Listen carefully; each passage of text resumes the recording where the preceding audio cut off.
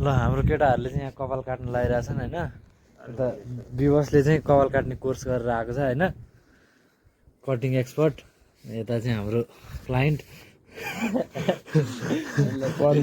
यस्तो छ हाम्रो क्लाइन्टको कपाल यस्तो छ होइन। 15,000 कटाइ 15,000 कि 25,000 अनि 25,000 वनको लेभलको कटाइ हुँदैछ यहाँ चाहिँ होइन। हाम्रो क्लाइन्टलाई चाहिँ जाडो भइरहेछ, के छ अवस्था हामी भनिदिउँ त यहाँ। टोपी लाउनु मन लागिरहेछ, अब टोपी लाउनु मिल्दैन कपालमा। सुरु भयो सुरु भयो। अब यहाँ सुरुको भिडियो रेकर्ड भइसकेको छ, अब फाइनल कस्तो हुन्छ भन्ने कुरा नि हामी देखाउनेवाला छौँ भिडियोमै होइन, हेरिराख्नु होला। कोरियाको कपाल कटाइ यस्तो छ होइन।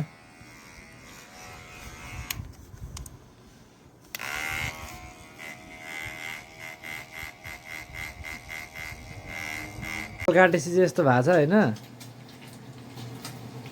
खतरा देखिएको छ। कस्तो फिल भइरहेको तिमीलाई कपाल काटेर?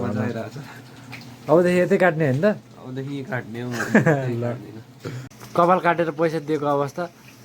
कोरियामा त कपाल काटेर कमाइ पो कमाइ